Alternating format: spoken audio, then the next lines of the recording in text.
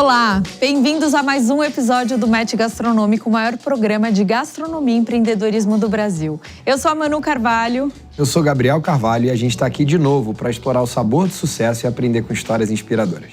Exatamente, Gabi. Vem com a gente porque o papo de hoje está maravilhoso. E a gente está com um chefe, que é um dos maiores nomes da gastronomia brasileira e também italiana, que nos ensina na prática como a fusão e tradição e inovação pode criar experiências gastronômicas inesquecíveis. Com prêmios como Chefe Revelação e Chefe do Ano, ele conquistou uma legião de admiradores e se consolidou realmente como uma referência. Mas sua cozinha vai muito além dos prêmios, viu, Manu? Ele é uma verdadeira celebração da cultura, da história e dos sabores que marcam a sua vida.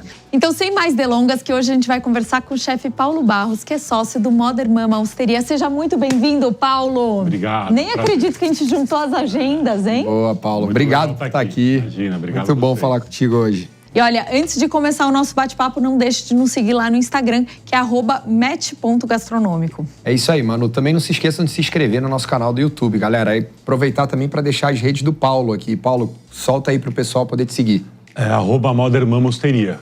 Tá fácil. Instagram. Paulo, a gente quer te conhecer melhor. Me conta, como é que você começou no mundo da gastronomia? Eu sei que você começou bem cedo, com 15 anos. E aí, como é que começou e surgiu, talvez, a gastronomia italiana na sua vida? Então, na realidade, o sogro do meu pai era dono da Cantina Roma. Meu pai foi casado pela segunda vez e o sogro dele era da Cantina Roma. Então, desde moleque, eu convivia um pouco nesse ambiente. E com 16, não foi 15, mas 16, ali, final dos 16, eu estava na escola, já não estava indo muito bem naquele ano, e meu pai quis me dar um castiguinho.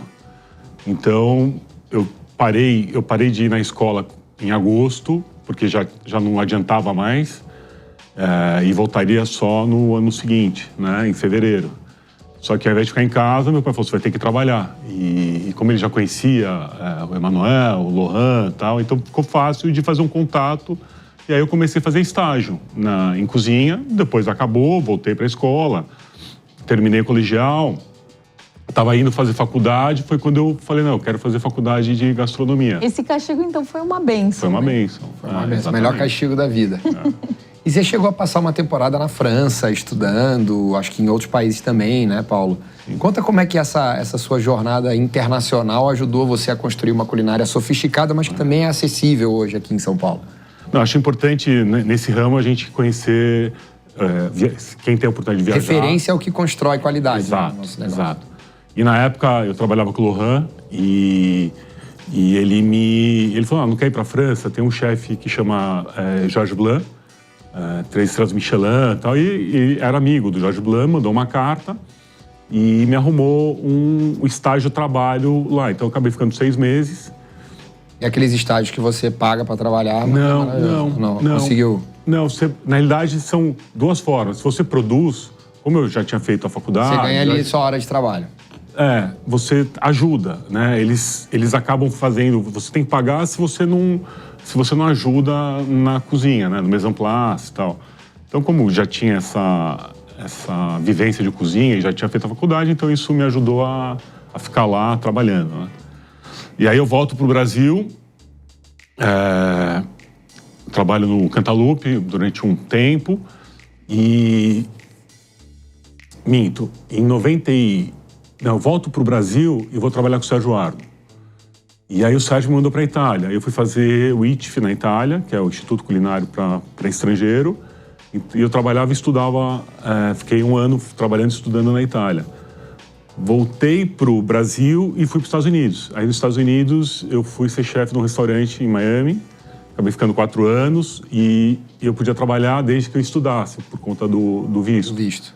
Então eu acabei fazendo uma faculdade de hotelaria e trabalhava à noite. Depois eu voltei para o Brasil em 2003 e aí começou o Do Ecoque. Legal. Então, assim, acho que é legal a gente contar aqui, porque você tem uma história em vários restaurantes que tiveram sucesso, né? Então, o Do Ecoque, que foi um dos que você fundou, você também fez parte da criação do Modern Mama. Como é que foi para você criar restaurantes de sucesso e como é que foi essa chavinha, assim? Porque todo empreendedor, inclusive da gastronomia, quer entender qual é a chavinha para virar... E vamos combinar, né, Manu? Num muito setor difícil. onde o percentual de acerto é muito baixo. Você acabou de mencionar 2 baita tiros, 2 marcas que são referência na gastronomia italiana de São Paulo há muitos anos, né? Sim. Então, eu acho que a questão de viajar é importante para você enxergar o mundo da gastronomia. Acho que no Brasil, quando eu voltei dos Estados Unidos, você vê que tinha camadas do food service aqui, principalmente em São Paulo, que não estavam preenchidas e ainda não estão, como nos Estados Unidos tem lá o casual dining, o fast food, o fast casual. Então tem várias camadas, aí restaurante, aí tem lá alta gastronomia. E eu acho mas quando eu morava lá, eu ficava analisando isso, falando, se eu voltar para São Paulo, aonde eu me encaixaria, né? Que tipo de operação? E na época, analisando um pouco o mercado aqui, você tinha restaurante gastronômico, que era Fasano, Máximo, Vecchia Cucina, que eram restaurantes caros, excelente comida, mas tinha um vácuo muito grande. Mais alto, né? E você tinha as cantinas tradicionais. Uma comida um pouco mais pesada, com ticket médio mais baixo. Eu acho que cabia ali, entre os dois, uma coisa de boa qualidade, bons produtos, com ticket médio entre a alta gastronomia e a cantina. Então, foi aí que eu falei, não, deixa eu me posicionar aqui, né? Lógico, depois vem o trabalho, enfim, tudo que, né, a forma que construiu o negócio é importante, mas enxergar um pouco aonde a gente consegue encaixar, acho que isso foi importante pelo fato de ter morado fora. Você começou com o do ECOC, né? E o que te fez criar um novo modelo que foi o Modern Mama? E qual que é a diferença de gastronomia dos dois? Como é que você criou um que já era um sucesso, decidiu sair para criar outro? O MoMA tem muito do espírito do ECOC no sentido de trabalhar um ticket médio acessível, com uma qualidade de comida alta. E nessa empreitada do MoMA, o Salvatore veio junto comigo. Então, o Salvatore agrega criatividade, técnica, que para mim foi super importante. E na construção do MoMA é muito importante. Era um pouco, a gente estava conversando aqui, de estar sempre tentando se destacar. Frente, né?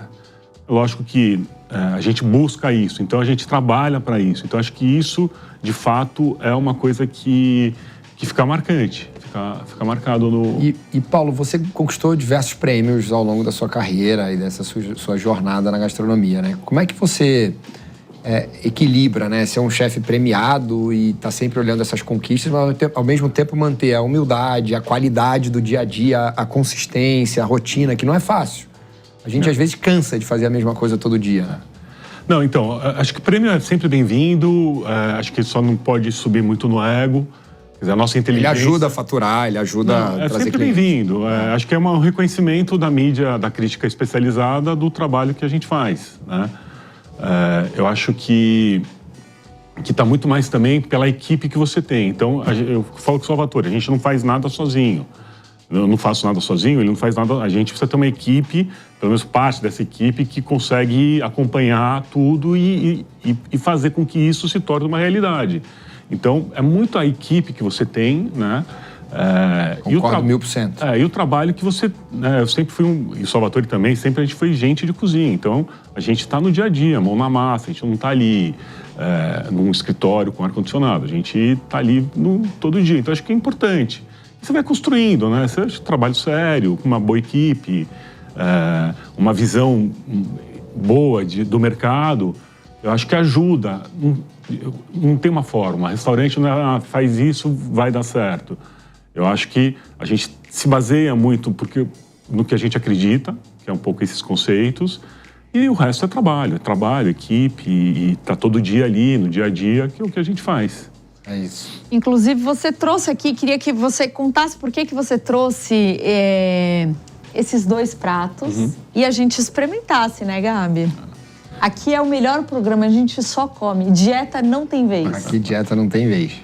Então, a massa Ampicci, que é uma massa típica da região da Toscana, é uma massa simples, né, com poucos ingredientes, que eu acho que é um dos conceitos da cozinha italiana, né, de ter poucos ingredientes e fresco. Então, você abre ela à mão? Faz ela na mão, na realidade, Porque ela enrola tem ela é enroladinha, né? Ela tem um formato... exatamente. E é uma massa que não tem ovo, sêmola, água e azeite, porque era massa de camponês. Então, o ovo acaba sempre encarecendo o produto. Então, camponês é uma comida simples, polenta, massa. Né? Legal. Então, legal. é uma massa bem típica da Toscana. Ó, vamos... Um ragu de linguiça, azeitona tadjasca e fungo porcini fresco. Bonito, hein, Paulo?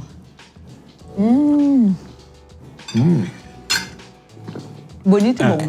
Não tem um molho, é uma massa que puxa só com a linguiça, com a azeitona, então ela não tem aquele molho. Tem um pouco de funduto embaixo, de pecorino, mas a massa tem que absorver o sabor da linguiça, da azeitona, né? Do É isso, fungo. ela fica com uma certa leveza, no sentido Exato. de... Não é pesado. Uma massa ultra cheia de sabores e tal, mas tem um sabor muito intenso da linguiça aqui, da azeitona. Maravilhoso. E Bem também gostoso. tem um pouco o sabor da terra do fungo, tem um gosto de... É verdade, lembra um tem pouco um do umamizão, terroso, assim. terroso, assim. É. Muito bom. E você, em 2016/17, está à frente do Modern Mama Osteria. Hoje conta com 3 unidades, é 4. isso? 4 já? É verdade. A recente, Na Oscar Rodinha. Freire. Na Oscar Freire também. São 2 Pinheiros, 2 Pinheiros, um Oscar Itaim, Freire. que é a e primeira, e o e Itaim, Oscar que é Freire é a última, mais recente. E o Oscar Freire é mais recente. Legal. Me conta um pouquinho como é que é administrar 4 unidades em que você, né, e o Paulo, para quem não conhece, eu já conheço há bastante tempo, você está sempre à frente do negócio. Então, de repente, com 4 unidades, é difícil você estar todos os dias, né, ali vendo o negócio dar certo. Então, como é que foi isso para você? Não, então, é aquilo, é montar a equipe. Acho que eu nunca ficava confortável em ter um restaurante. Para mim, eu tinha que conseguir montar alguns restaurantes sem interferir a qualidade. Então, isso muito está baseado na equipe, né? Então, hoje em dia a gente tem um chefe executivo, que é o Yudi, tem um chefe de confeitaria, que é o Salvador, e por trás tem pessoas que ajudam a manter a qualidade porque a gente cresce e fatalmente todo mundo pensa, a qualidade pode cair. A gente tenta falar, não, vamos manter a qualidade. Esse é o desafio. Hoje você tem alguma cozinha central ou é tudo produzido em todas as casas? Não. Isso é uma coisa que, desde o início, a gente fala, a gente não vai terceirizar, não vai ter cozinha central, é tudo feito na casa. Então a gente tem uma massaria em cada casa. Uau! Inclusive a massa É um feita... baita desafio, né, Paulo? Para manter consistência, garantir que o molho esteja igual em todas as casas. O menu é igual em todas? O menu é igual. A gente até tentou mudar alguma coisa quando a gente abriu Pinheiros e tal. Alguma identidade, Mas no final não dá. acaba... o cliente pede. O cliente chega e fala, não, mas não tem aquilo, vou comer aquilo no Itaim. Enfim, aí a gente acabou fazendo tudo igual. Mas toda casa tem a sua maçaria, tudo é produzido lá no dia. Isso a gente, de fato, não... Eu e o Salvatore, a gente não abre mão disso. Muito legal. E, Paulo, como é que você descreve a sua culinária italiana? Porque a cozinha italiana ela tem muita tradição, muita história, afeto. Como é que você enxerga a sua cozinha italiana? Então, hoje, com essa troca com o Salvatore, a criatividade vem muito mais da parte dele. Eu sou a pessoa que acaba implantando isso na cozinha e toco a operação do dia a dia. Eu acho que a gente, desde que eu conheço o Salvatore há bastante tempo, e a gente tem um pensamento de gastronomia muito parecido, que a comida italiana tem que ser simples, fresca e poucos ingredientes. Então ele compartilha um pouco dessa ideia de gastronomia, que é um pouco o que a gente tem parecido. Pelo menos os principais valores da cozinha de vocês é parecido. Por isso que eu acho que é uma parceria de sucesso e duradoura, porque não tem discussão, né? A gente É muito alinhado nos valores. Muito alinhado nos sempre valores. Falou, você vai montar uma sociedade, vai entrar num negócio como o nosso, com alguém que, enfim, que tem uma relação societária, não necessariamente hierárquica, porque hierárquica é mais fácil, tem sempre um decisor e está resolvido. Mas vai entrar numa relação societária que às vezes é igual ou parecida, você tem que garantir que os valores estejam muito alinhados, né? E no caso de vocês, os valores culinários Exato, têm que estar muito alinhados. Do que é a cozinha italiana para vocês, né? Então, é isso. Não vai dar problema. Exato. Então, a gente parte do princípio que é isso, cozinha italiana simples, fresca e poucos ingredientes. Legal. Então, e dentro desse conceito, ele tem a criatividade dele, ele passou por lugares, né, lugares que eu não conhecia, então cada um assimila também. E o Salvatore, de fato, tem um dom que poucas pessoas têm, né? Eu considero que ele é o criativo e eu sou o executor, né? Então Legal. é um pouco... Tá dividido pouco nisso. Uma dupla que bem encaixadinha, dá muito certo. Exatamente. Mas sempre trocando ideia, porque também eu carrego uma bagagem de outros lugares que eu passei. Então a gente sempre troca ideia e troca ideia até com a equipe. E às vezes tem criação que não funciona na execução do dia a dia. Então precisa ter o retorno. Exato. Isso é maravilhoso, delicioso, mas vai demora ser muito, né? Uma zebra danada no dia a dia do negócio. É isso aí, é exatamente tem que ter essa isso. troca. Paulo, pensando hoje no MoMA, você contou que essa viagem para os Estados Unidos fez com que você visse, né, talvez algumas demandas que o Brasil não tinha. Você junto com o Loy se juntam para criar uma gastronomia, acho que mais diferente. O que você acha que o MoMA traz, né, de diferencial visto aos concorrentes? Então, assim, porque São Paulo tem muitas opções, né? Especialmente italiano. Qual é esse sucesso do MoMA que você chega numa segunda-feira e tá cheio? Não, eu acho que é um pouco de tudo. A arquitetura é importante pra gente. A arquitetura foi sempre importante. Então, a gente não faz um restaurante reformando. A gente derruba para baixo e começa de novo. E começa tudo de novo. Então, acho que isso atrai as pessoas, porque a gente deixa o lugar da forma que a gente conversa um pouco. Tem um arquiteto, o Otávio, que é um parceiro nosso, mas ele entende um pouco o nosso atmosfera. Nossa ideia. E eu acho que eu tenho certeza que o Salvatore, por ser uma pessoa muito criativa, tal, tem o carro-chefe que é a lasanha, então isso ajuda a impulsionar, isso cria uma identidade muito forte. Então, acho que a personalidade da cozinha e da arquitetura é muito importante para os clientes se identificarem com o negócio. E o nome também tem que ter, né, Modern Mom, por que Modern Mamosteria, né? É um pouco da história que a gente sempre imaginou, que é uma cozinha de casa, de família, de nona, com um ambiente mais cool, mais moderno, e um preço e um ticket médio ok para a qualidade que a gente oferece. E eu vou dar um feedback aqui, Paulo. Eu realmente acho que vocês foram muito assertivos no nome. De verdade, porque o nome me passa exatamente o que você falou. Eu olho Modern Mamosteria.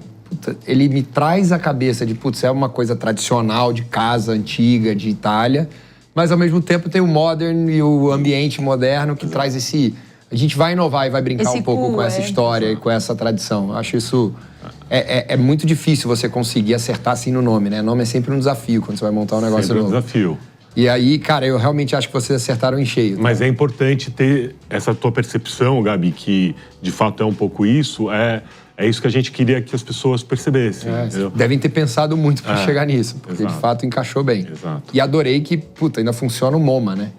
Não, você tem um apelido, né? É muito legal. Muito fácil. Porque só rapidinho, na época, falavam, não, mas moda é um nome muito grande e tal. Então as pessoas, naquela época, falavam, não, o nome de restaurante tem que ser pequeno, né? Então, uma época era muito verdura, né? Tomate, ervilha, enfim, né? E a gente queria alguma coisa que falasse, não, vamos fazer alguma coisa que marque a pessoa. Fala esse nome comprido e tal, mas acabou tendo o apelido de MoMA. Então ficou MoMA, Modern Mamosteria. Muito bem. Legal. E dessa experiência que você teve durante anos, tem alguma coisa que você mudou ou evoluiu ao longo dos anos? Sim. Até porque você fala que o cardápio do MoMA tá sempre em evolução, né? Sim. Não, isso todo dia, assim. O Yudi e o Salvador estão aqui presentes, eles sabem que a gente se eu não estou na operação, a gente está se falando, mas a evolução é constante, a gente não pode parar. Eu dou um exemplo, o Carbonara. O Carbonara, a gente foi evoluindo desde quando a gente começou a fazer até o que a gente é hoje. Porque o Carbonara é um prato simples, né, com poucos ingredientes, mas tem uma técnica ali envolvida. Então, complexo. Ele é simples, porém não é fácil de fazer. Não é fácil de fazer. E você fazer um carbonara direito, você precisa dar muito treinamento para as pessoas, porque elas precisam entender que o molho não pode ferver, que não, enfim, tem uma técnica. Senão vira omelete, né? Não vira omelete. Exato. Então, quando minha mãe fazia carbonara para mim, era macarrão com ovo mexido. E ela falava, toma um carbonara, filho. Eu adorava, mas eu achava que carbonara era aquilo. Era maravilhoso o carbonara da minha mãe. Mas enfim, mas é um pouco isso. A gente sempre... Eu tenho um pouco de obsessão de estar sempre... Eu acho que sempre tem oportunidade de melhorar. A gente escuta muito cliente, então a gente tem várias ferramentas onde o cliente se expressa no restaurante, e é importante para a gente também pegar... Corrigindo. Exato. Tudo a gente precisa melhorar. A gente sempre tem oportunidade de melhorar. Então, isso é uma coisa constante dentro da empresa. Agora, eu vou te falar, Paulo, eu tive... Há 2 semanas atrás, eu estava uma semana atrás, estava na Holanda com o pessoal da Unilever para um evento que falava sobre inovação na gastronomia. E teve um momento que eles trouxeram um palestrante para falar sobre a experiência do consumidor. E uma coisa que me marcou é que ele começou falando, cara, todos vocês que trabalham no setor, porque eram só pessoas da gastronomia, devem ser fissurados pelos feedbacks dos clientes. Todo dia entrar no Google, no Instagram ou no canal de comunicação, cada casa tem o seu específico, para poder pegar feedback, e a gente vai ler as reclamações. A gente foca nelas, porque é o que a gente precisa resolver. Sim. E acho que é o nosso papel, a gente tem que estar olhando aquilo. Mas aí ele trouxe um outro ponto de reflexão que eu acho muito interessante, e eu bato muito nisso com o meu time, é que é impossível agradar 100% das pessoas. E às vezes a gente tem que se policiar para não tentar resolver o problema de 5% e perder a experiência que os outros 95% foram comprar e adoraram. Outro dia eu estava tendo uma discussão com o meu time na churrascada, porque todo mundo assim, putz, a gente teve 2 reclamações esse mês que o banco não é confortável. Aí, mas o que vocês querem fazer? Não, vamos botar encosto no banco da churrascada. Eu falei, vocês querem matar a churrascada. A churrascada é isso há 5 anos. É o grande momento de piquenique, mesona, churrasco, mesa de quintal. E aí vocês querem transformar o quê? Bota agora poltrona de couro e aí mudou. A gente vai criar um barbacoa daqui a pouco. Coloca a toalha de mesa. É isso. Então eu acho muito bacana isso. A gente tem que estar olhando, tem que estar ouvindo, atento, mas eu acho que o maior desafio nosso como gestor desse negócio é ter esse filtro de entender o que é uma reclamação de um cliente que de fato é o meu cliente e ele é um dos meus 95% que sempre vão lá e amam e dessa vez eu errei. E o que é uma reclamação de alguém que está no local errado para a experiência que ele estava buscando, ou ele não é o meu cliente. Exato. E esse eu acho que é o maior desafio nosso, porque senão a gente cria uma aberração no nosso negócio. Tem que ter um filtro. Dou um exemplo aqui rápido. Quando veio a pandemia, a gente migrou para guardanapo de papel. Um guardanapo de boa qualidade, mas de papel. A gente continuou com o guardanapo de papel, porque eu acho mais higiênico, né? Tem cliente que fala, não, mas o guardanapo de pano talvez valorize mais, mas é isso que você falou, a proposta é um pouco essa. Né? É isso, você tem que entender o que é a sua essência, né? Para não se perder aí. Sabe um ponto muito legal que eu estava lembrando? O MoMA já teve delivery. E uma vez eu te perguntei, Paulo, por que você não tem mais? E acho que é um assunto tão legal, porque muitos restaurantes, quando começam a bombar, falam, vou pro delivery. Puxa, é um caixa a mais, né? Um faturamento a mais. É uma nova casa que eu não precisa, né, ter ali aluguel. Exato. E aí eu queria que você contasse um pouco desse case, porque eu acho que tem a doce ilusão que delivery é tudo. Não, eu nunca fiz delivery, a gente fez na pandemia. Óbvio, por sobrevivência. Por sobrevivência. O delivery era muito bom, lógico. Todo restaurante, todo mundo só comia em casa e de alguma forma tinha um movimento. É uma coisa que não me agrada como chefe ou como cozinheiro, porque não é exatamente igual a comida que você vai comer no restaurante. Mas eu entendo que as pessoas começaram a entender que, de fato, você vai comer no restaurante... Não é igual. Não vai ser igual, né? A comida vai chegar mó, a qualidade, o produto... O ponto da massa vai ter passado. A massa vai ter passado, a carne pode ter... Né? É difícil você dosar. E aí tem a questão do transporte, que a gente não sai um pouco fora da nossa administração. Mas a gente tem tanto pedido de delivery e os clientes pedem, então que a gente está começando a conversar de ver quais pratos viajam melhor e talvez para voltar a fazer um delivery pequeno, de poucos pratos, mas de fato precisa ser muito bem trabalhado. O tipo de embalagem, os pratos que vão viajar. Porque dói para um chefe saber que ele não está entregando a experiência. Aquilo que ele entrega em loco, né? Dói. Mas acho legal você contar isso, que naquele momento não fazia sentido e que agora voltou a fazer de tantos pedidos. Então... uma coisa que eu falo muito sobre marketing em si é que não existe uma resposta pronta.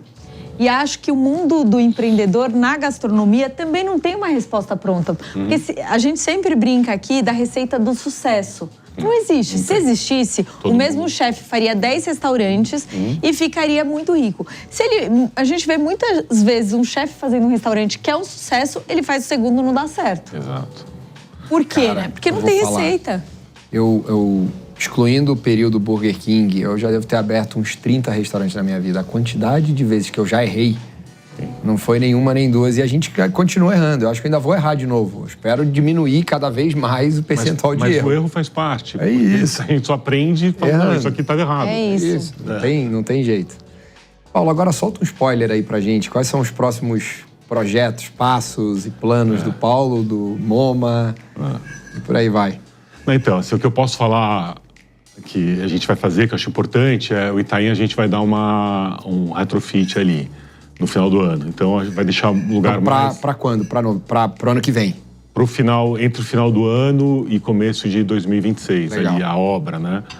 Então, acho começo de 26, MoMA de cara nova. MoMA do Itaim de cara nova, eu acho que é importante você acompanhar a evolução, até porque a gente, como veio os outros MoMAs depois, então a régua subiu no quesito ambiente. Então, legal. A gente vai fazer esse retrofit, acho que vai ser importante, porque é a primeira casa, vai ficar mais moderna, mais legal. E a gente tem alguns outros projetos que realmente eu não posso falar agora, porque não tem nada ainda. Só desliga a câmera um segundo, que o Paulo vai soltar o spoiler agora, e depois a gente volta. Mas você sabe uma coisa que eu tava pensando aqui, que é um ponto que você falou, que quase ninguém que senta nessa mesa fala, sobre a experiência do cliente ter a ver com a gastronomia e também o ambiente. A gente fala muito, inclusive no nosso e-book, sobre o conceito, sobre o lugar, enfim, como tudo se abraça. E quando você fala, eu tenho um restaurante que já tem um tempo e eu vou, mudá-lo, porque eu preciso trazer essa experiência por completo, que é do MoMA, é muito importante, porque muitas vezes o restaurante já tem um tempo e o dono, ele se sente à vontade em deixar aquele lugar como está. Eu acho que tem um preconceito no sentido de falar assim, não, o time que está ganhando não se mexe. Eu acho que talvez esse não pode levar tanto a ferro e fogo. Eu acho que precisa mexer. Eu entendo que restaurante, em tempos, precisa dar uma renovada. Sim. O cardápio, naturalmente, já... Ele é vivo, né? O cardápio é vivo. Desde o começo é um pouco do conceito nosso de sempre estar vivo também, sempre estar mudando. Agora, a questão da arquitetura é um pouco mais complexa, tem que fechar o restaurante e tal, mas a gente entende que, depois de um tempo, isso precisa ser mudado. Acho que tem gente, dono de restaurante, que entende que não, que vamos manter, porque o cliente está acostumado e tal. Não é um pouco o perfil do MoMA, a gente enxerga de uma outra forma. Que é moderno, né? Que eu acho que é trazer essa modernidade a cada tempo, né? Eu não falo nem o que é certo e o que é errado, é um pouco do que você quer para o teu como conceito de negócio. É isso aí. E agora... Você acha que tem algum ingrediente secreto para empreender na gastronomia? Eu acho que fundamentalmente é trabalho. Assim, acho que você ter o dom e você ser um bom cozinheiro... Ajuda. Isso é importante, mas não adianta você ser um bom cozinheiro se você não trabalha, né? Então, o dom é bom, né? As pessoas que têm o dom da cozinha é legal, mas você precisa trabalhar. Então, acho que o trabalho, para mim, sempre foi a mão na massa, né? Tá lá várias horas do dia dedicado àquilo. De fato, você não tem fim de semana. Hoje em dia, menos. Hoje, quando você monta uma estrutura, você tem as pessoas... Você consegue ter um fim de semana, você consegue estar mais com a tua família. Mas, no começo, os primeiros anos que você está trabalhando num restaurante, para você absorver e aprender, é trabalho, é dedicação. Como eu acho que qualquer negócio que a gente faz. Concordo. E como você equilibra a sua vida pessoal com essa rotina de um chefe de sucesso? Eu sei que você, quando pode, joga um pouquinho de golfe, né? Não, eu acho que é importante, eu falo para todo mundo, né? A gente precisa ter a vida fora do trabalho, né? Eu jogo golfe, o ano passado menos, mas eu procuro sempre estar jogando. É uma forma da gente dar se desconectar um pouco. Exato, você está com pessoas, amigos... e amigos antigos também, então isso é importante. E tem a família também, né? Acho que, enfim, tenho 2 filhos, tenho minha esposa, então é importante você estar... Equilibrar todos os Equilibrar, exatamente, equilibrar tudo. Eu falo isso o tempo todo para todo mundo do meu time e para todo mundo que eu conheço, amigos. Cara, você precisa ter alguma válvula de desconexão com o que é o nosso trabalho, porque senão a gente... E não pode ser só o dia a dia, família, porque família também tem um quê de trabalho. Sim. Às vezes eu não quero acordar cedo, trocar a fralda das minhas filhas para levá-las para a escola. Eu tenho que fazer. Então é um pouco trabalho. Uma rotina. De ser, uma rotina e tal. Mas a gente precisa ter os momentos de descompressão, né?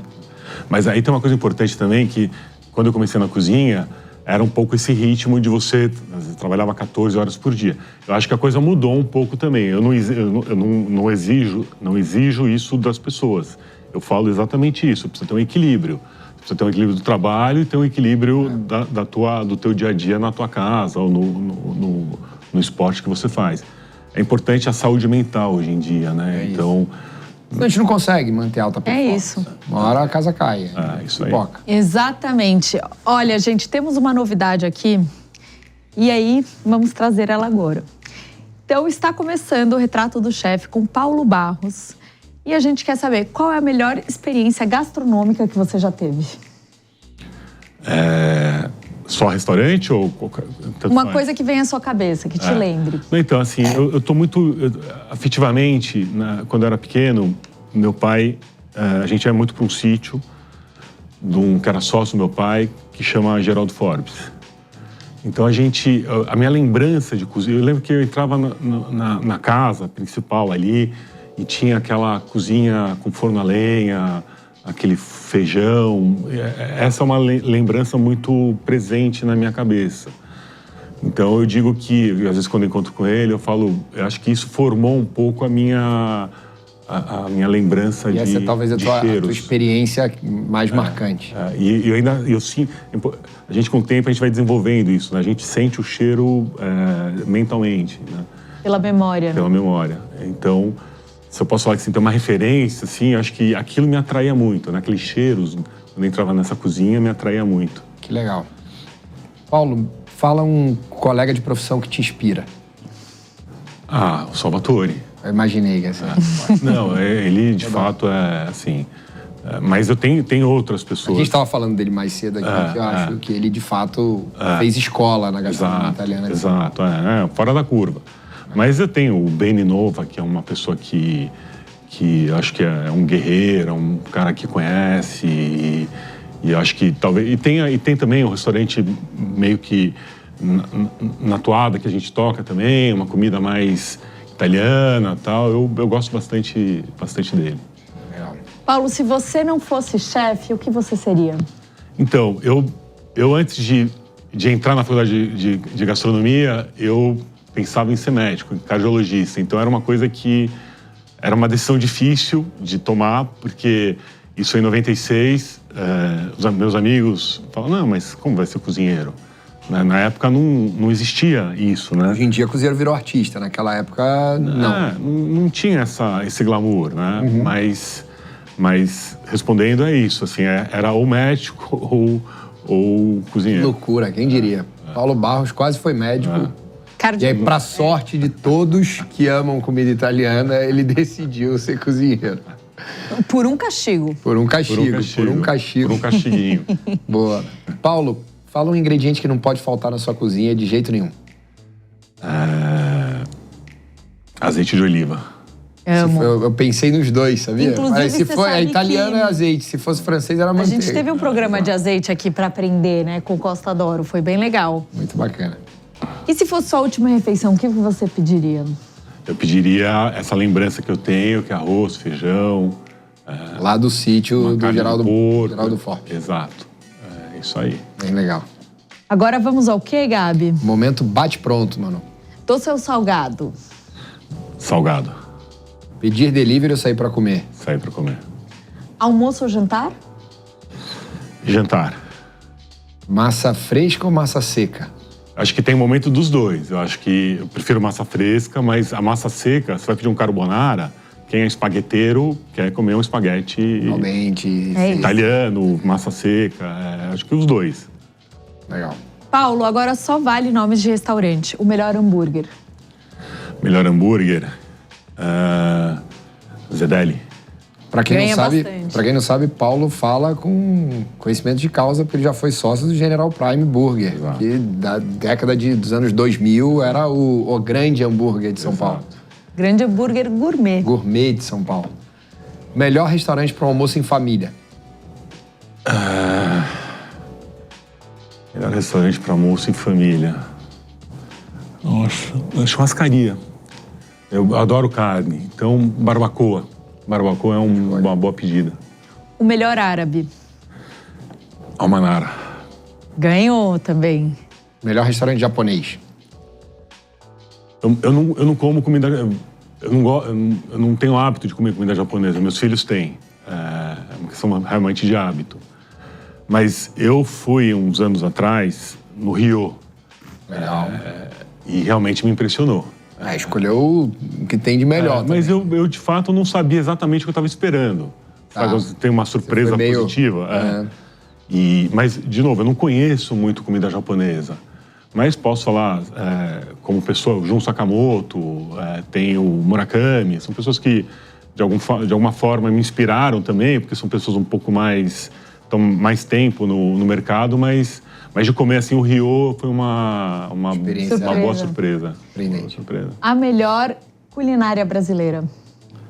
Eu acho que a melhor culinária brasileira é a culinária simples, né? O arroz, o feijão. Então, mas dentro desse conceito tem o Tordesilhas, o Dalvidito. Eu acho que hoje em dia o Mocotó, acho que tem uma grande geração de cozinheiros e chefes que evoluíram muito a cozinha brasileira. Então tem Casa do Porco, Mocotó... São variações da nossa cozinha. Tordesilhas, o Dalvidito, são variações da nossa cozinha, exato. Restaurante que tem a melhor sobremesa. Então, eu não sou muito de doce, né? Mas... Tem muitos chefes que não são muito de doce. É impressionante. Eu descubro o tempo todo. Cara, eu sou, assim, apaixonado pela torta de maçã do McDonald's, cara. Eu amo. Cara, eu amo. Eu amo também. Enfim, Esse todo mundo doce ama, tá mas aí, às vezes acho não... uma delícia. Acho que as duas, tanta de maçã... Também é covardia, né? Você bota a farinha, a maçãzinha, com aquela geleia frita. Pô, não tem como ficar bom. Não, aí você pede um sundae, aí você chucha no sundae. Então, assim... Para, que eu tô tentando controlar aqui o açúcar. E por último, sua comida favorita, onde é? Minha comida favorita... Isso, mano. Tem momentos, desde comida caseira, que assim, é uma coisa que eu realmente gosto, entendeu? De comer comida caseira. Mas falar em restaurante, que não seja um MoMA, lógico, né? Mas o Tapo, de novo, o Beni, o Tapo ali é um restaurante que eu gosto. Eu gosto da áurea ali, Legal. Inclusive, Gabi, eu não sei se você sabe, mas falando em sobremesa, o tiramisu do MoMA ganhou entre os melhores tiramisus, né? Isso. Ó, eu vou até... Ele é super diferente, né, Paulo? Na realidade... A apresentação, acho linda. É uma receita tradicional, né? Tem gente que serve tiramisu cortado, que eu acho um pouco mais... Eu não gosto. Agora, de novo, o que o MoMA foca muito é ingrediente. Então, de um tempo pra cá, a gente decidiu usar mascarpone italiano. Fala assim, é super... Não é um produto barato nem fácil de achar no Brasil. produto... Não, até achar a gente acha, mas não é um produto barato. Tava bem difícil, cara. A gente sofreu uma vez. Às vezes por conta de importação e tal. Mas acho que faz a diferença. É mais caro, de fato é mais caro. O nacional, o problema do nacional hoje em dia é que tem muita qualidade, varia muito. Então às vezes está mais salgado, às vezes está mais mole, às vezes está mais amanteigado. Então eu acho que é importante a gente ter bons produtos. Então se a gente consegue fazer um tiramisu com mascarpone italiano, eu acho que é uma diferença. Legal. E chegou o quê? Momento panela de pressão agora, Paulo. Vamos lá. Qual é a parte mais desafiadora em empreender na gastronomia hoje?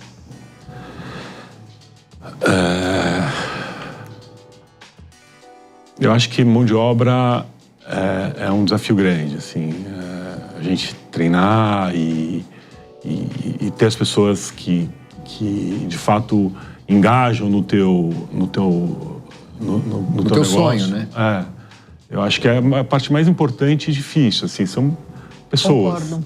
A gente lidar com pessoas, tanto trabalhando quanto os clientes, acho que precisa ter uma inteligência emocional ali para fazer esse trabalho funcionar. E tem algo, né, que tá por trás das pessoas, que é a constância. Que isso também faz o sucesso de um restaurante. Então, querendo ou não, quanto mais equipe, né, mais você cresce, mais você precisa de treinamento e manter essa constância para conseguir crescer e, de fato, continuar com qualidade. lá em cima. Exatamente. É uma roda que ela precisa girar, mas é um desafio grande, porque as pessoas precisam entender e precisam ser valorizadas também. Acho que a empresa também valoriza essas pessoas. A gente hoje em dia tem um plano de bônus para as pessoas que estão engajadas. Exato. Que isso não é tão comum em restaurante, mas no mercado financeiro, enfim. Legal. Mas eu acho importante porque essas pessoas se doam para o negócio também. Então, de alguma forma, a gente tem que retribuir de mão dupla. uma via de mão, exatamente. É isso. Concordo. Paulo, conta pra gente o que você acha que tem de tendência vindo na gastronomia aí nos próximos anos. Tua opinião. Então, a gente acaba olhando muito para fora, né? As coisas que acontecem na Europa e tal.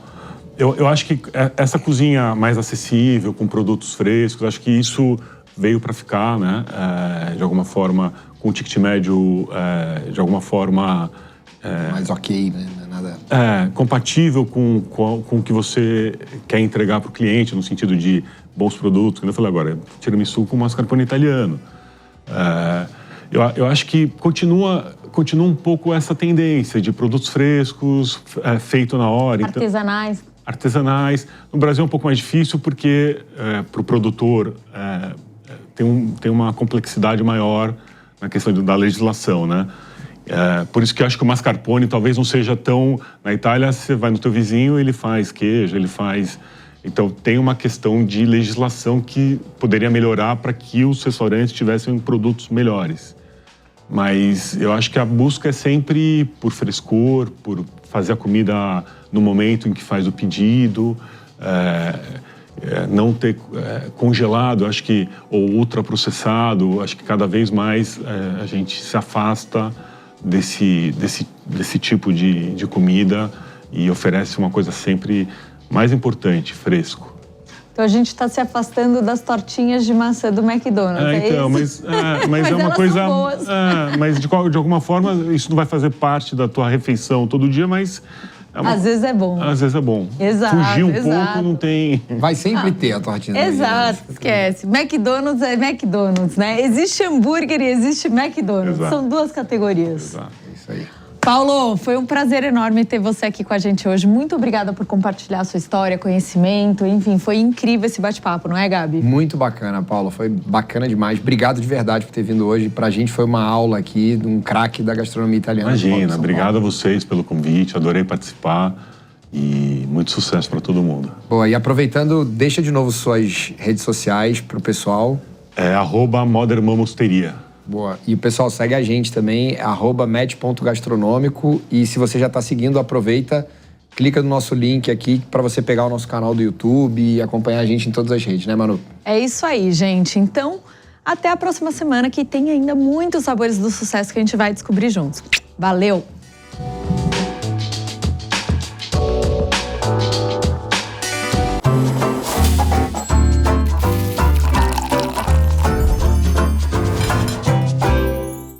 A opinião dos nossos comentaristas não reflete necessariamente a opinião do Grupo Jovem Pan de Comunicação. Realização Jovem Pan News.